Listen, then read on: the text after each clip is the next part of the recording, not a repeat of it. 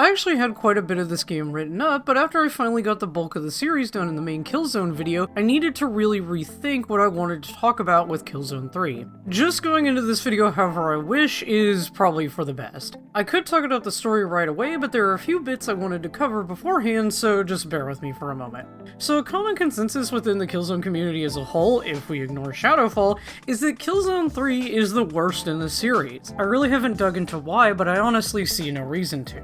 After playing every single game, many of them more than once, Killzone 3 is by far the best in terms of everything the series has, or had, to offer. All the issues I had with Killzone 2's gameplay and flow have been mitigated. The story's pacing is way easier to follow, and the overall difference in level design and enemies makes the game way more enjoyable. Yes, there are more on-rail scenes, but there's only 1 or 2 levels I actually get annoyed with, as opposed to the nearly half in Killzone 2. I'm not going to go over a lot of the gameplay mechanics in extreme detail, but I will cover the noticeable differences between Killzone 2 and 3 that really make this game way more enjoyable.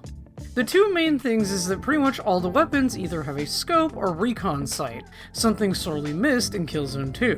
Due to how insanely noisy the second and third games are visually, having the additions to the ADS helps.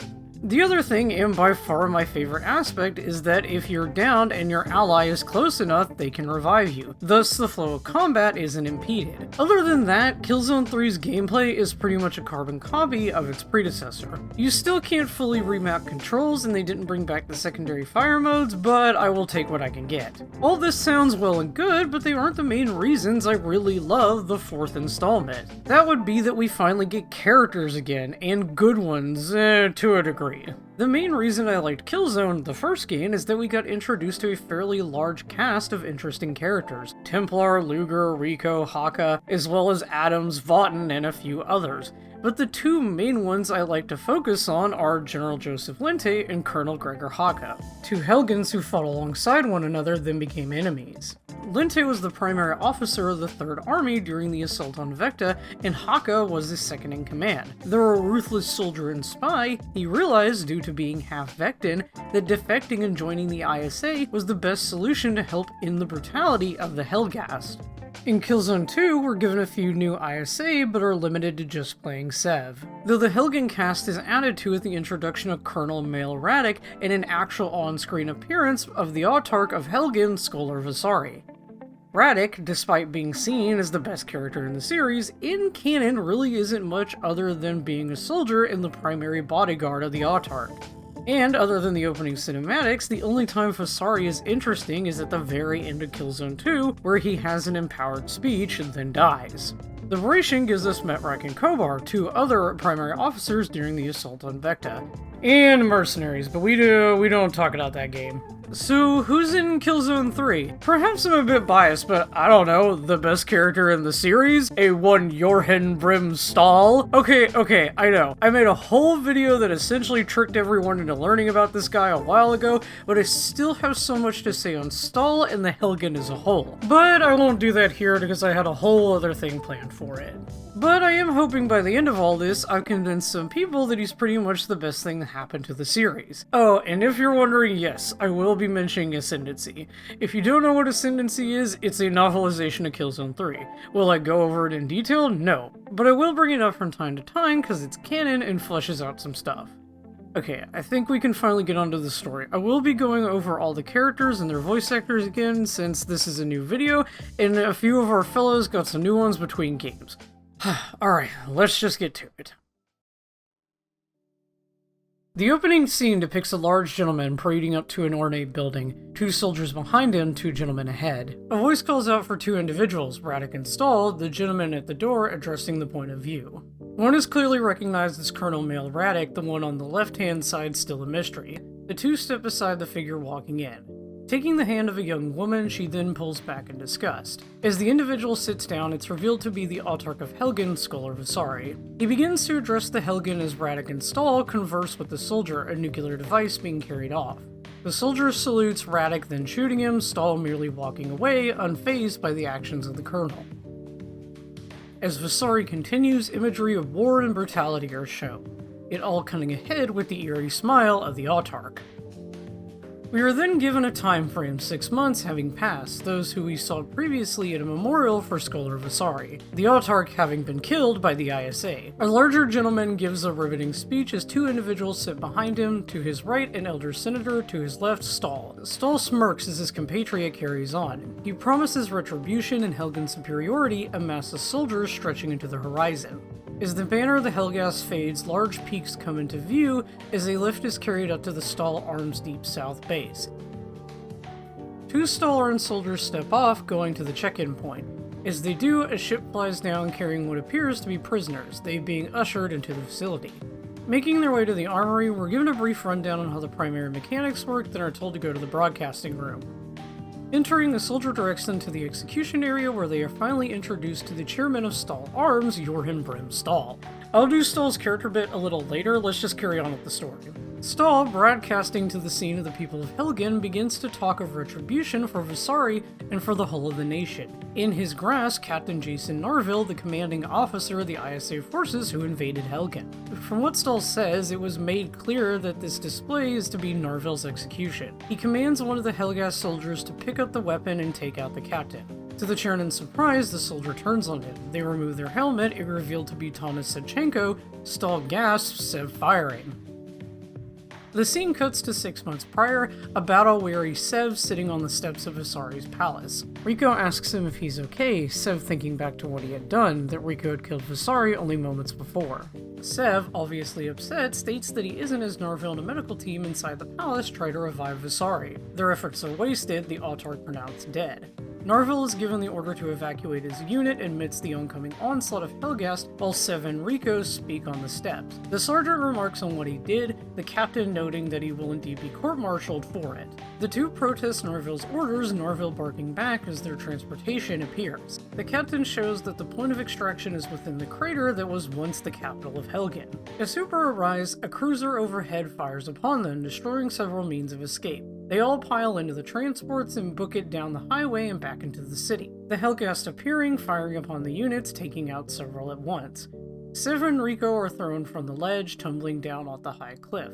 Getting to a stop, they celebrate only to be thrown off once more. The transport crashing, Rico manages to get Sev to his feet, and they head off into the city. Okay, I'm gonna take a minute to brush up on the characters, let's go over Sev and Rico again. Tanis Sevchenko was born to a fairly well-off family in Vecta. Once the ISA declared retaliation against the Helghast after the attack of the Third Army, he enlisted and worked his way up the ranks fairly quickly. He was one of the ones responsible for the raid on Vasari's palace and witnessed the death of the autarch. He's voiced by Andrew Bowen in Killzone 3. Rico Velasquez, the head of Alpha Squadron, is a foul-mouthed gung-ho soldier who spends more time getting his units into trouble than out.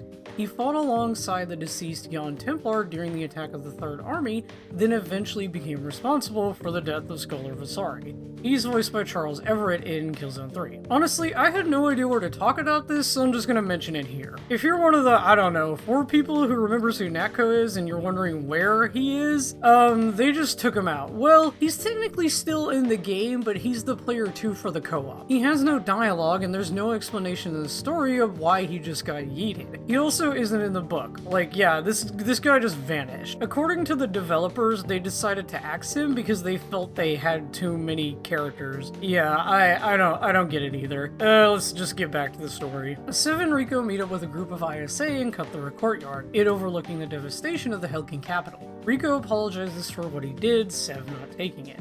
The two move once more further into the ruins, fighting a large remnant of Helghast soldiers. They end up stumbling upon a small group standing over a vent of what appears to be petrocite, with the energy glowing a strong green hue.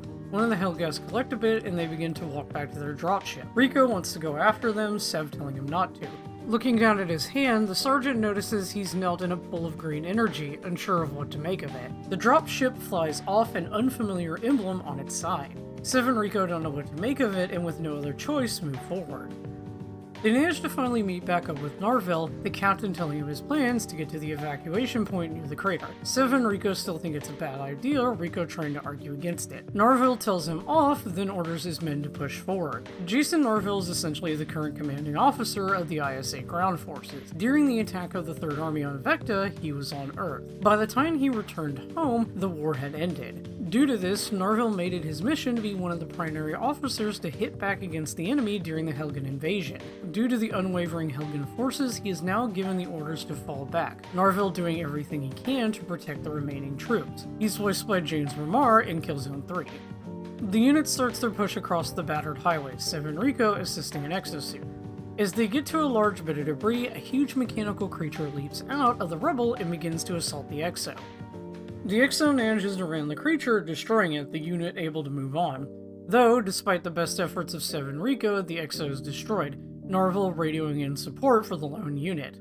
Taking out the remaining enemy troops on the highway, the large armored unit pushes through, and the convoy is able to make it to the river crossing. Narville is given word that the ISA are under threat from Helghast cruisers, Sev barking about their current situation.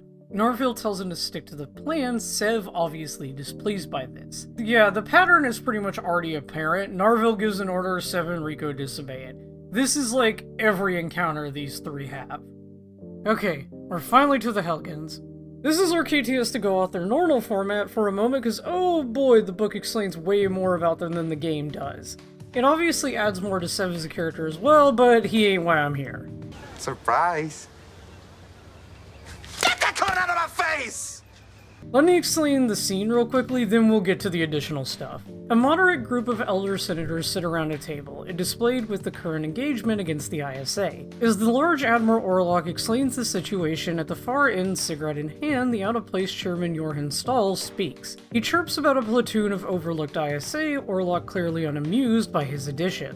Standing out his cigarette, Stahl notes it again, Orlok finally biting back so as to try to put Stahl in his place. The industrialist stands and begins to circle the table to Orlok's position. He remarks that simply trying to engage the ISA with brute force won't work and that they need to try a different approach. He suggests bartering to lure them in, then take them out once their guard is down. Running his hand over the seat of the autarch, Stahl merely smiles, knowing he's gotten under the Admiral's skin. Orlok barks once more, the chairman quickly biting back with probably the best line in the whole game. I'm just gonna let him say it.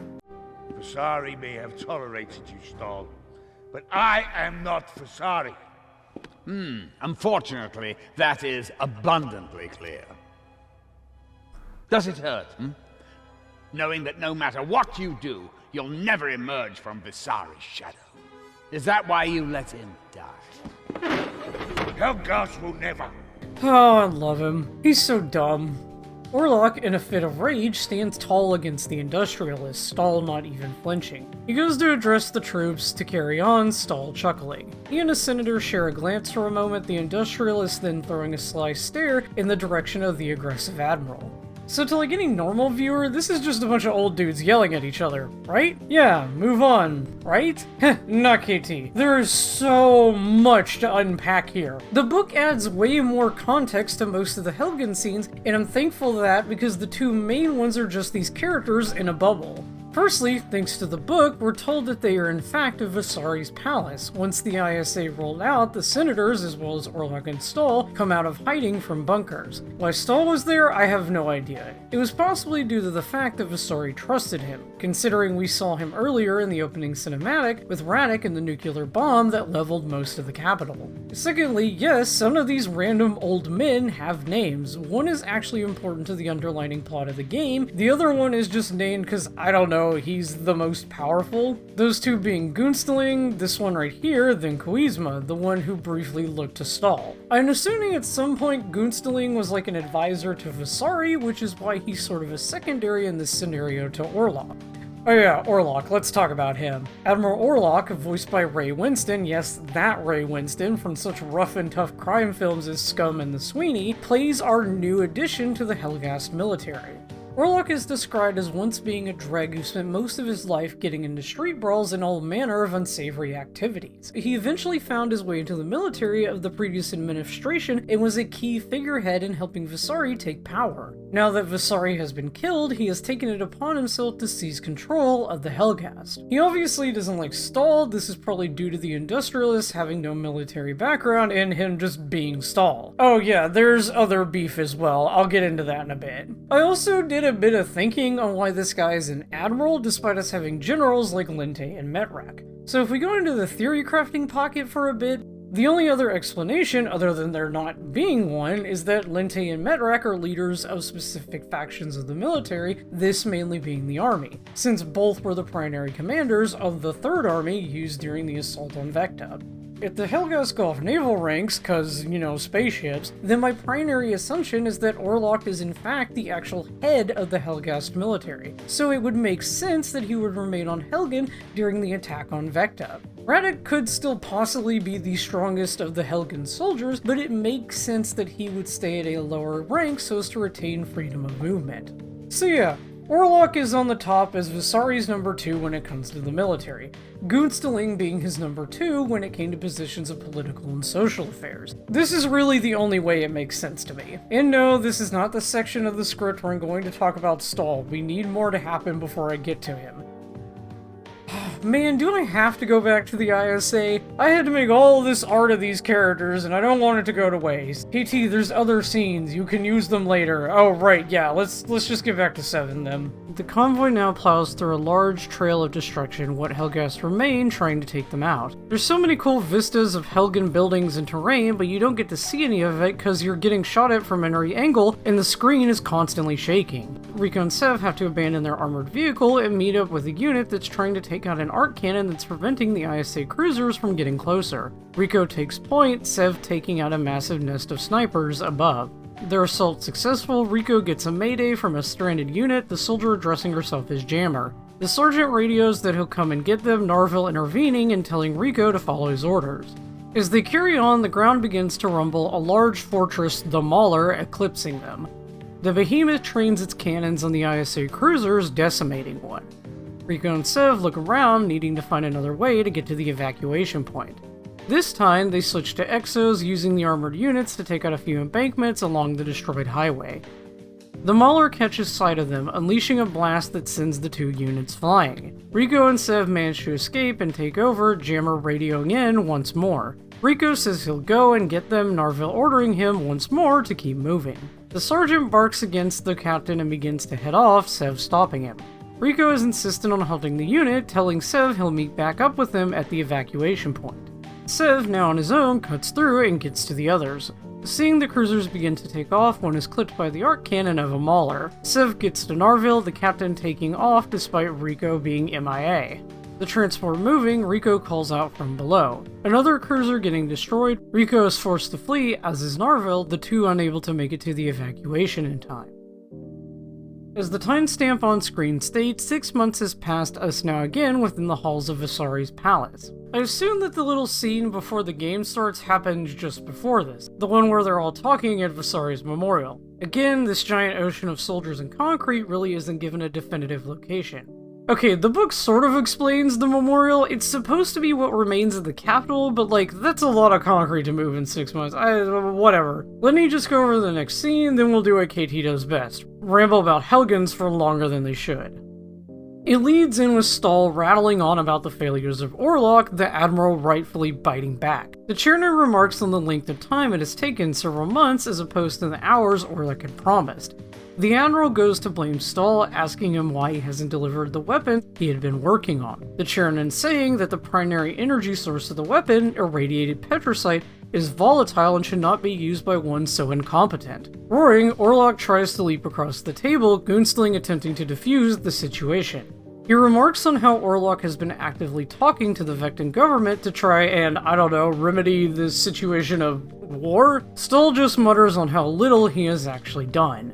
The room going quiet for a moment, Stahl looks to Koizma, the senator then proposing the idea of letting Stahl take the helm of the military. Orlok barks that he is merely an industrialist, Koizma stating that Stahl has the means to actually carry out the plans of the Helghast government.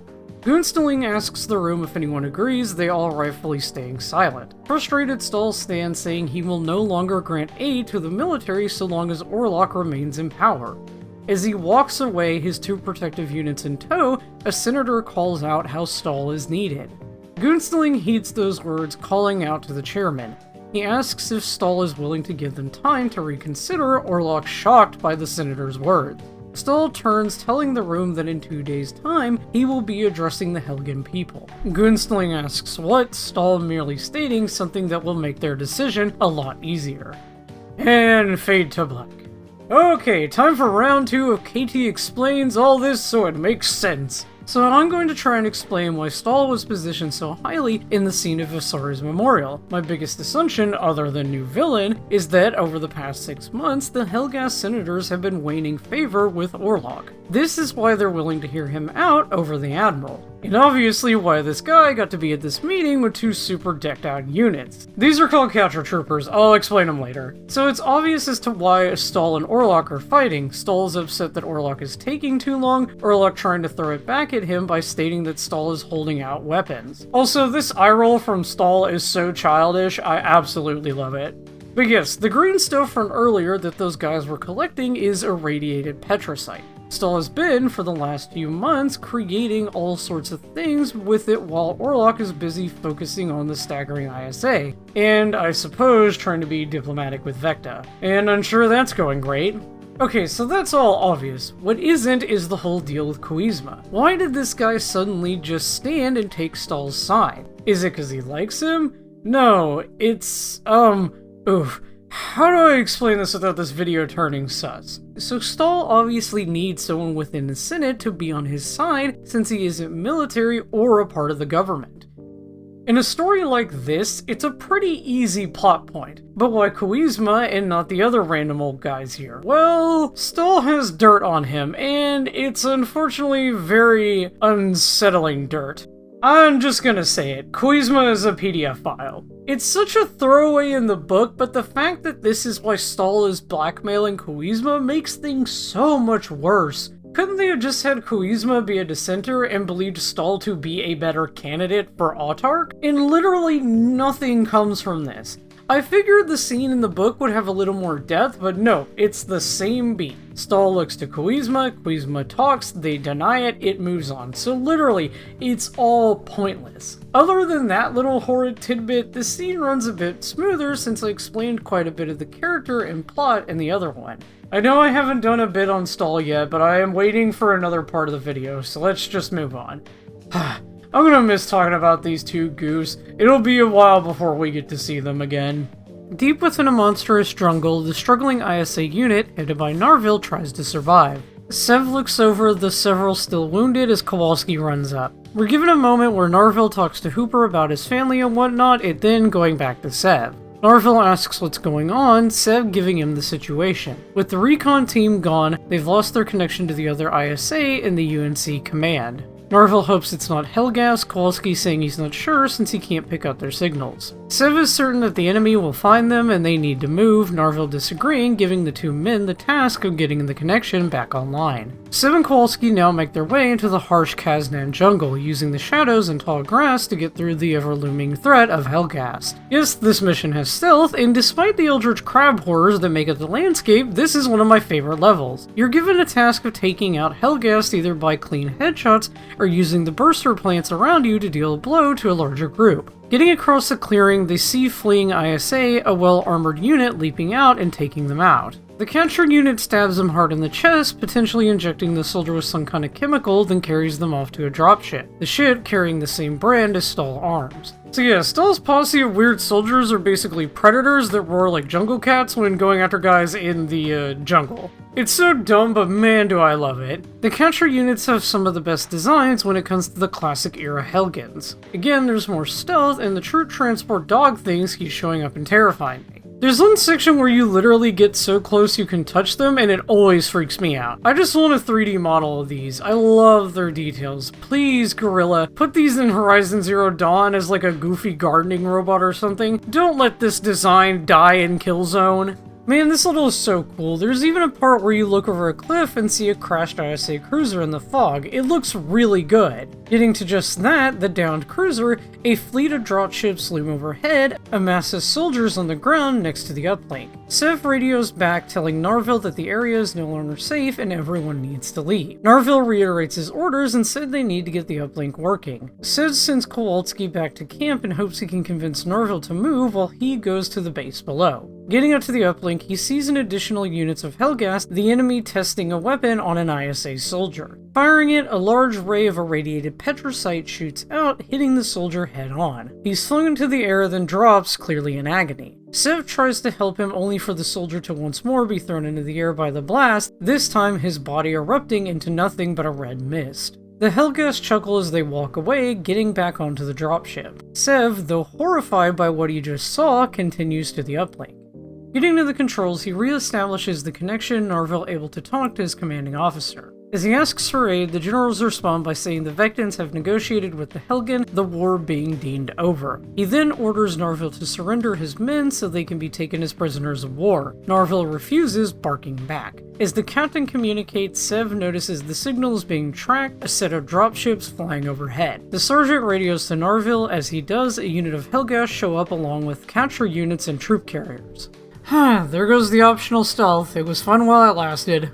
The rest of this level is just Sev running back to camp, running into random ISA as he does. Getting back to Narville, the unit makes their stand as the Hellgast flood in, the fog of the jungle overtaking them as well. The two fighting off an onslaught of enemies, and Narville and Sev eventually become outmanned, with the sergeant being taken down by a capture trooper.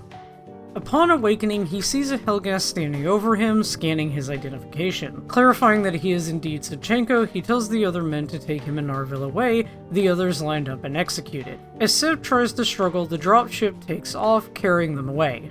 So I'm not gonna lie, this flyover of the glaciers outside of Deep South are gorgeous. This game really went all out on its environment diversity and overall quality when it came to lighting. I also just love the cinematic direction of the lone soldier climbing up to the top of this impossibly high cliff just to see the dropships fly southward. Also, the snowtroopers look cool and we barely ever get to see them. I just want to bask in this scene, but let's get back to Seb.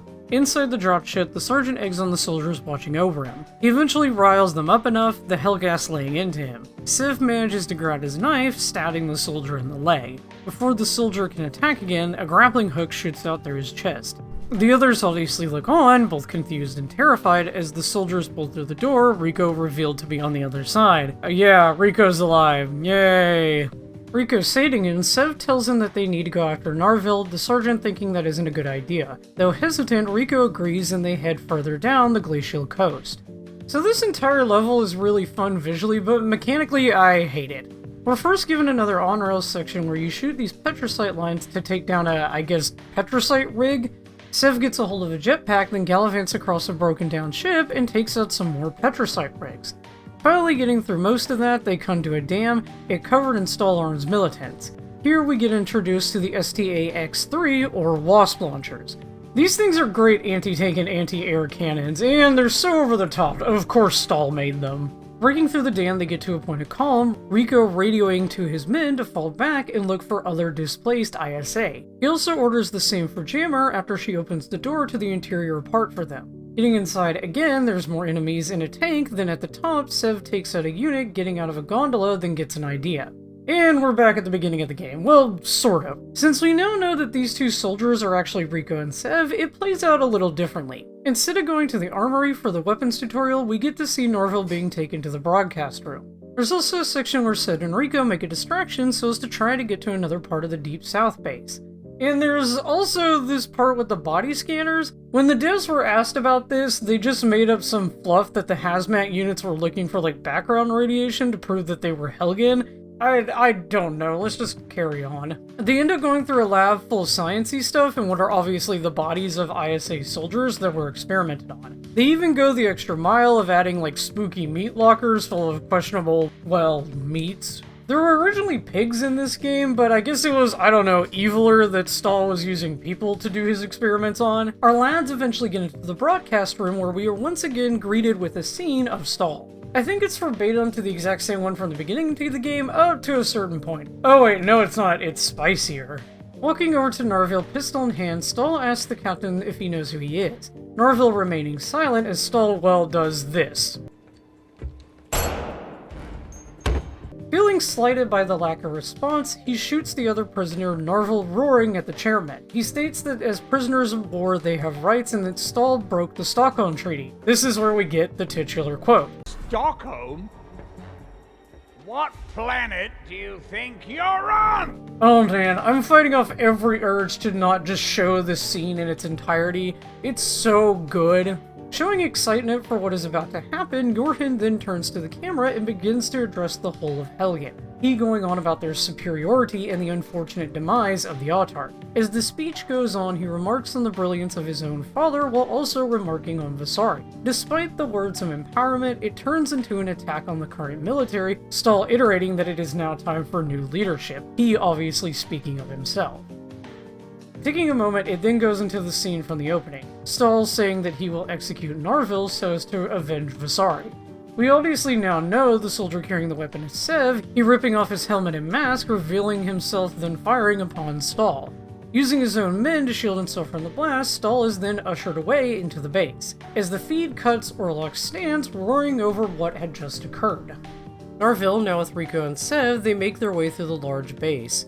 Sev tells the captain he doesn't think the Helgen were going to honor the surrender, Rico obviously upset on hearing that there actually was one. Narvil states he only did it to protect his men. Sev insists on finding out more about Stahl's plan, the captain reluctantly telling them that they need to try to find out more information while he rescues the other prisoners. Making their way into a computer lab, they go over the large display and watch footage of an ISA prisoner being used as an experiment with a radiated petricite, the unfortunate soldier perishing in the process. Sev and Rico go over another bit of information, depicting a fleet of Helgen cruisers headed by a unique variant, the fleet outside of Earth. The graphic shows the variant firing upon the surface, taking out several locations.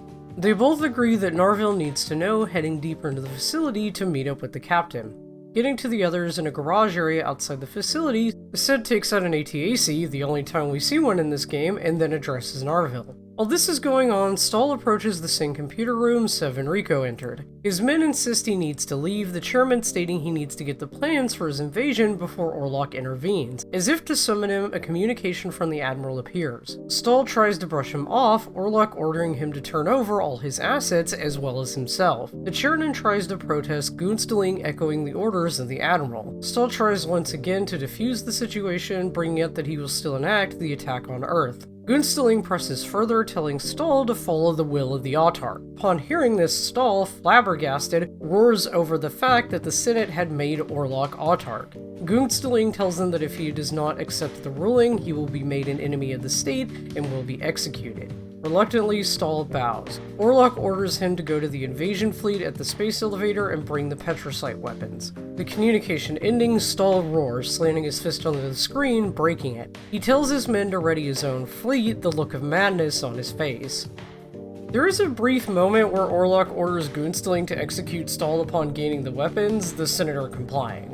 I've played this game 3 times now, and I still keep having revelations about the Helgen, cause oh man, these scenes are held together by so much duct tape, you can't even understand what's going on half the time. I originally thought the Earth invasion plan was only Stahl's idea, but with how he talks to Orlok, it's obvious that it was a planned operation by the whole group. I'm assuming this included Visari as well as Radek before they bit the dust. Stahl tells his guys to ready his fleet while the Helgast one is already waiting for him at a specific location. So he has his own collection of cruisers on top of what the military already has? Who let him build those? Visari really did just let this guy do whatever he wanted. Also, why did Orlok tell Gunsteling to execute Stahl? Dude, spoilers, but you're literally going to meet him, and you're Autarch. Why do you need to confirm these orders? You all hate Stahl. I don't know, I guess it was meant for the audience as like a big reveal that Orlok wanted to kill Stahl? I think that was pretty obvious from the get-go.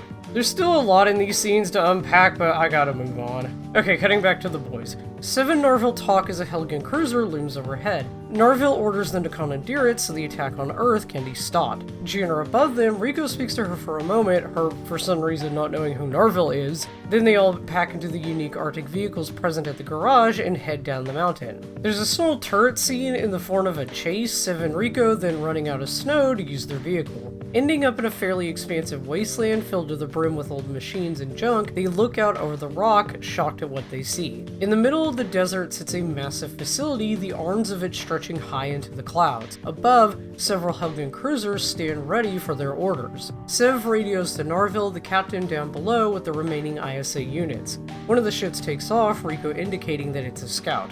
Narvil orders his men to push forward, Rico and Sev going into the massive junkyard below. Again, I gotta nitpick. It takes a long time to get to Earth even with FTL systems, which I assume this series has, even if it's never strictly mentioned. It would take these ships several days to get there, which at some point the ISA or the UNC are gonna notice a massive fleet of Helghast on their front lawn. This isn't like the first game where Adams, as well as Stratton, was the reason Vecta got taken by surprise. Unless we got Helgen sympathizers on Earth, but I'm not even gonna go into that well of nonsense. Also, using FTL within the atmosphere doesn't sound like a good idea, but what do I know? Rico and Sev making their way through the junkyard, they get to an overview looking out across the space elevator. Seeing the ISA unit below, one suddenly explodes. The massive towers activate, irradiated petrocite forming a ring around the elevator. One of the men start to panic, sending off a chain reaction that takes out several others. Narvil decides to send Hooper over to the tower to disarm it. As that happens, Rico says they need to get something faster, the two seeing a massive mobile factory.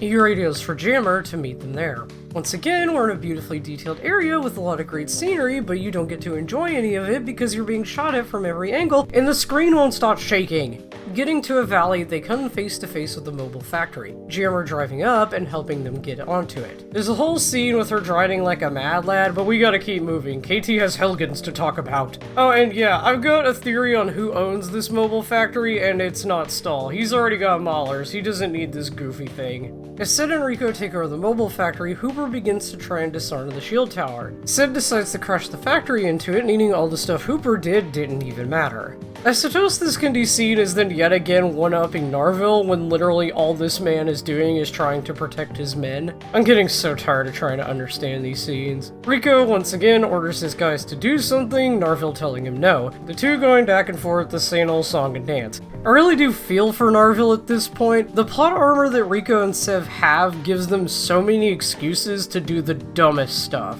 Getting closer to the space elevator, Sev and the captain talk about Rico but are interrupted by the appearance of a Mauler. The unit scrambling into the trenches, Sev now trying to regroup with Narvil. Rico wants to intercept the Mauler, Narvil telling him to stand down. They all meet up, the sergeant and the captain going at one another. Finally tired of Rico, Narvil lays into him, Sev breaking it up. The three argue some more, Sev finally going off to attempt to take the Mauler down from the ground, Narvil finally giving in and offering ground support. Rico going at it from the air.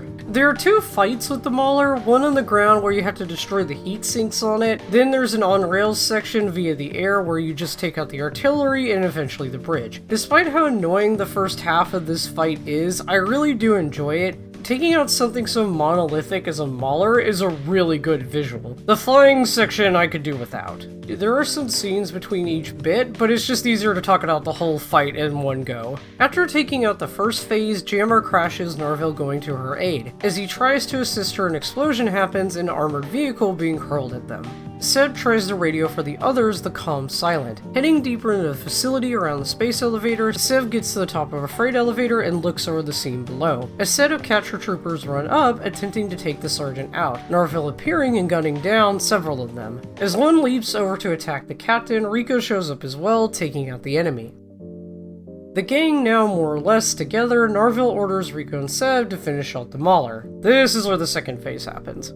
The Mauler going down, the ISA are now once again together in a meager collection of soldiers. Jammer asks if the station would have a communication center so as to send a message to Earth. Everyone has their say, then Narvil gives the order for them to all get onto the space elevator platforms and head out to the orbiting station. Getting out onto the dock, Sev looks above, Stahl's personal cruiser looming overhead. From the cockpit, Stahl stands ready for whatever lies ahead. One of his men, saying the Autarch, is ready for him. Oh boy, here we go again. More Orlok and Stahl nonsense. So all said and then are snaking their way through the station, Orlok and Stahl are meeting up. One of Orlok's men tell him that ISA are on board and that they took out the Mauler below. Orlok orders his men to take out the intruders.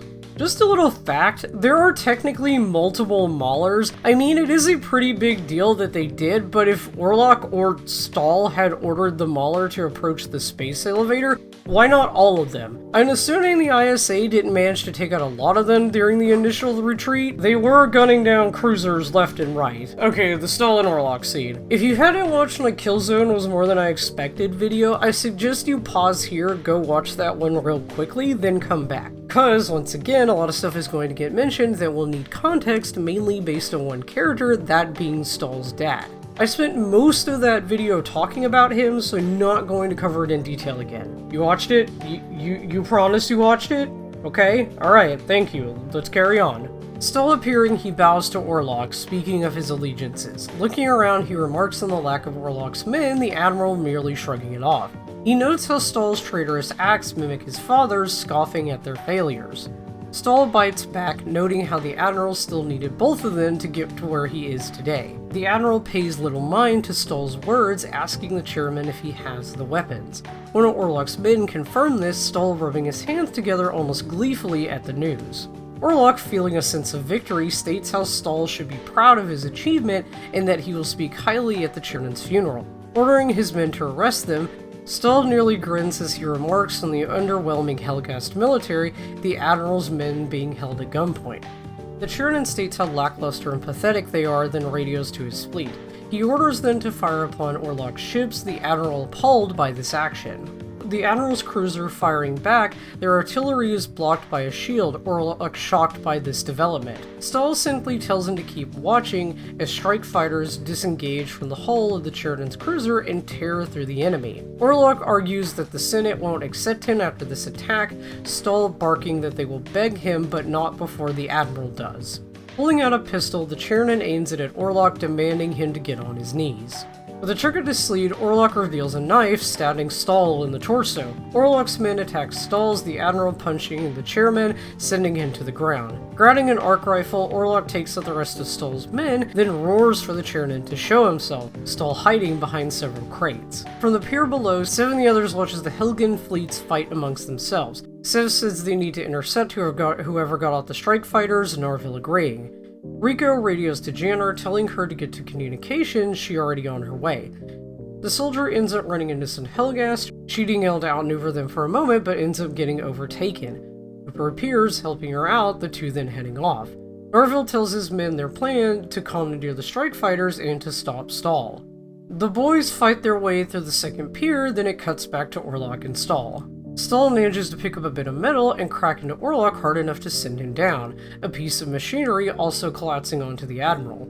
Stahl stands over him, pistol in hand, Orlok trying to plead, saying that if he destroys the military and goes to Earth, he will leave Helgen defenseless. Stahl merely laughs at this attempt at bargaining, Orlok continuing. He tries to beg for sympathy, telling Stahl no good will come of the fighting, and that he is killing Helgens. Dropping the pistol, the Chernon contemplates for a moment, then goes on about how he could very easily take down Earth with the weaponry he's created, the whole of the colonies falling in line out of fear. Orlok, managing to get an arc rifle, fires upon Stahl, the chairman already having moved.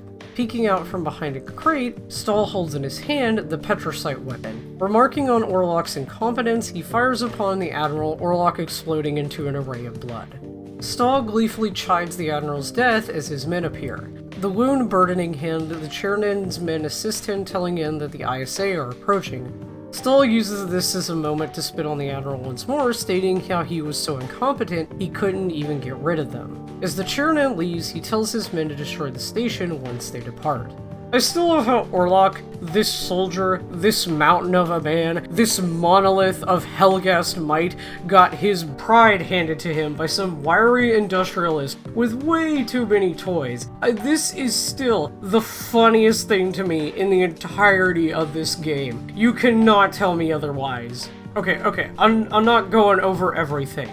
I'll mention the underlining stuff so Stahl's convoluted reasoning makes sense. So if you watch my smaller Killzone video, please go watch it. I mentioned a man named Cage. Cage was Stahl's dad. He attempted to take down Visari after Visari took power, Orlok being the one to take him out. Because of this, Stahl has spent the last 13 years developing Stahl Arms into its own self-governing, I don't know, corporate state? He's basically using the necessity of arms in the modern advancements that Stahl Arms has as leverage with Visari in the military. So yeah, in combination with Cage as well as Stahl's advancements, it makes sense why Orlok would want to kill him. I wish all the scenes in the book were in or well stayed in the game, cause man, it makes stuff so much easier to understand. Maybe that's why they released a novelization, cause so much got cut out of the initial story, they didn't want it to go to waste? Or I don't know. I think around this time, novelized adaptations of games were fairly popular. Heck, Dishonored had like 3 books, I know Halo has tons. I'm sure a lot of other high-dollar games did as well. But yes, Stahl is essentially doing most of this to avenge his dear old dad. A plot device he didn't need, but here we are. It's really hard to not just recount everything I said in my other videos, so I need to move on. So yeah, honestly, I consider this scene to be the last proper story scene before the end. Sid and the others get to the striker ships and go after Stahl, trying to take down the Cage. I like playing Star Fox. Star Fox is fun. Get them off me! There's a bit of back and forth, Stahl finally docking on the cruiser, the fight going over to a second phase where the Cage needs to be taken out before it activates its FTL systems. The integrity of the Cage now compromised, Stahl's men urge him to leave, he refusing. The others get to the escape pods, the chairman trying to right the ship as it plummets to the planet. There's another phase, this being Sed and them dealing a few finishing blows to the cruiser. Rico tells Sed to hit it with one of the irradiated petrocite torpedoes on board, the sergeant doing so. But hitting the Cage it explodes, Stahl supposedly fleeing for his life before the ship crashes into the space elevator. The impact sends a shockwave to the orbital station, destroying it. A wave of radiation engulfs the planet, saving the others, narrowly making an escape. Janitor notes how she doesn't hear any communications, Rico assuming she means just the fleet. She clarifies that there's nothing, not even from the planet. And the game ends with an on-rails section. Yeah, I got all that and then credits. Yeah, there's like a mid-roll scene where some Helghast walk up to what looks to be an escape pod, the two greeting someone. It doesn't even make sense to make the fact that it's Stahl a secret. I don't know the story of the development history of Shadowfall, perhaps it wasn't going to be him. But yeah, it's Stahl, the wounded, angry little gremlin. Good grief, this game, it's an absolute mess, but I wouldn't trade it for the world. KT, you forgot to talk about Stahl. No, I didn't. Okay, yes I did, but who cares? Much like Visari, there is no good point to talk about him until the end of the game, cause as I so colorfully painted, due to my obsession, there's a lot more to him than just evil industrialist, and that isn't even my doing. Johan Brim Stahl, voiced by famed actor Malcolm McDowell, is the CEO and chairman of Stahl Arms. By this point, it's already obvious he inherited this position from his father, Cage Stahl.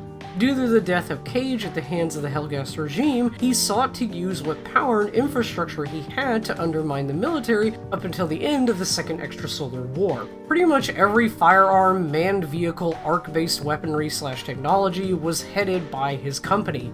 Maulers, dropships, strike fighters, troop carriers, the list goes on. So it's very obvious that Stahl Arms was made as a bit of flair to add something to Killzone 2, they later going in and expanding it to be a main arms supplier for the military in Killzone 3.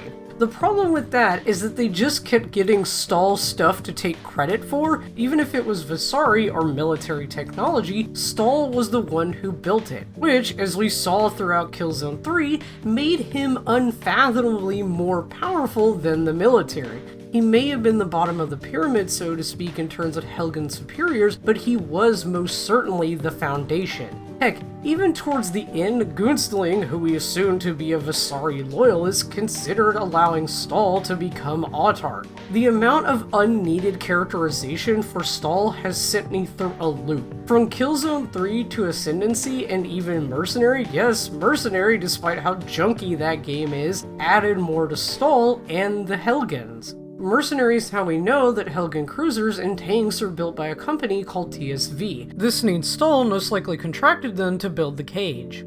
And if the space elevator is so close to Deep South, did he also have a hand in building the orbital station? Like, all of the gear and consoles in the station have Stahl Arms insignias on them. There's just so much here, and if I don't stop, I'm gonna go into theory crafting. I'll save all that for another video. Okay, I'm gonna talk about Ascendancy for a second, since it really goes about fleshing out the Helgens more than anything. Yes, it does pad out Sev and a few others, but the biggest problem with the book is that all the scenes with Sev are written in first person. So it could be my bias, but I'm not a fan of first person fiction, but any scenes with Sev are a nightmare to read. Over the course of producing this video, I've been slowly trying to read through it, but oh man, it is a struggle. Though the ones containing the Helgen are obviously in third person, so I did manage to read those. I think I've already pointed out most of the additional stuff about the Helgen, mainly giving characterizations to Gunstling and Kuizma, who otherwise in game are just two random senators.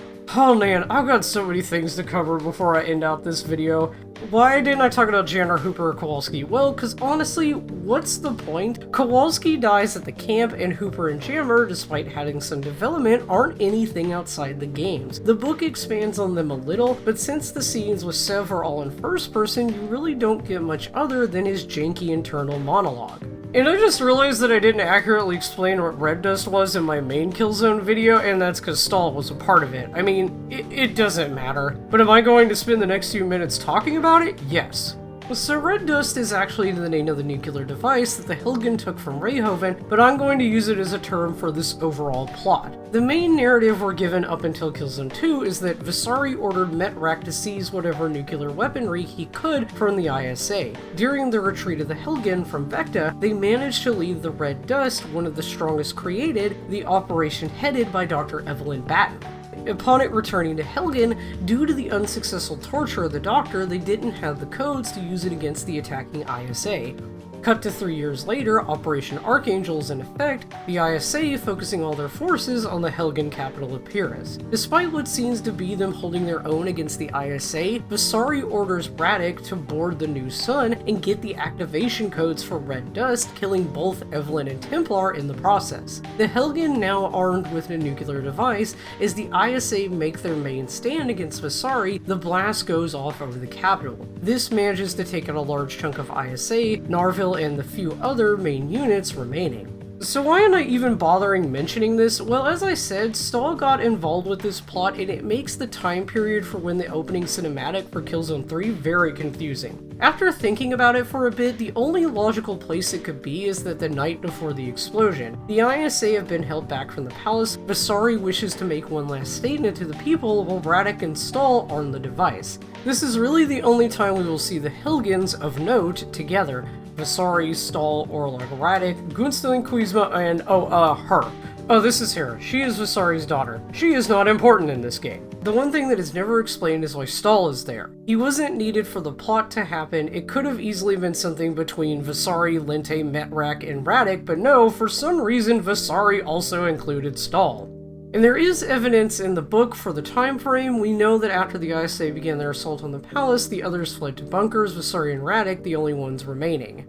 So yes, it's feasible that all this was happening while Killzone 2's ending was going on. We know the palace was guarded by the arc cannons to keep the cruisers away, and that getting to the palace was near impossible task until Narville and them regrouped. There's so much going on under the surface. Every part of me wants to know why Visari trusts Stahl with so much, despite the fact it's very obvious that Stahl is actively working against him. I said when I talked about Visari that I wanted to make another video on sort of the theories I had for him, but I needed to wait for another character. Yeah, Stahl was that character. I'm a bit harsh on Visari, painting him as not much of a character, that mainly being because we have, well, not much to work with. But creating Stahl completely changes that dynamic. Yes, I am low-key dropping that I will be making videos on the dynamic of these two characters and my overall theories on why Visari kept Stahl around. Heck, I've got so much theory crafting for these games, it could be its own series. But we still have work to do. We still have another video to make. How's that, good? Does it please your lordship? It's fine. Fine, you want me to just go straight into Shadowfall, talk about that mess? Oh lord, I forgot that one even exists. It sits there, like a beacon of misery. And confusion. And confusion. I'm so tired. So very tired. I hope this video made sense, cause like, if I can't get this one to be cohesive, the Shadowfall one is gonna be terrible. What do you think? Why ask me? I'm not even real. You're real to me, dang it! Just, you know, take your time, don't stress. Are you trying to reassure me? I'm a villain, not a monster. Well, there's the Killzone 3 video, and then some. I knew I'd lose my mind on this one and basically make it all about Stahl, but honestly, can you even blame me? The story chose to make all the Helgen sections about him, even if it wasn't intentional. I gotta stop. This is driving me insane. Can you please end out the video? Don't tell me what to do! In the video! Fine. What do I tell them? Hey! Right. If you like this video or other things like it, or whatever, please subscribe and do all the social media. And if you pity this pathetic thing, they also have a thing called a Patreon. Thank you all for watching. Yes, thank you all for watching, and we will see you in the next video. Well, you'll see them, not me. Thank you. You're welcome. Hi, hello everyone, thank you all so much for watching, and thank you to these lovely people who helped me on the video. I don't know why this video took me so long to make. I think just stuff got in the way, and you know, that's just how it goes sometimes. But yeah, I am definitely getting on to the next one, and there will definitely be more videos in the Killzone series. We still have one more to do in terms of the mainline games, and then whatever else I think of. So yeah. Thank you all so much again, and I will see you all in the next one. Bye-bye.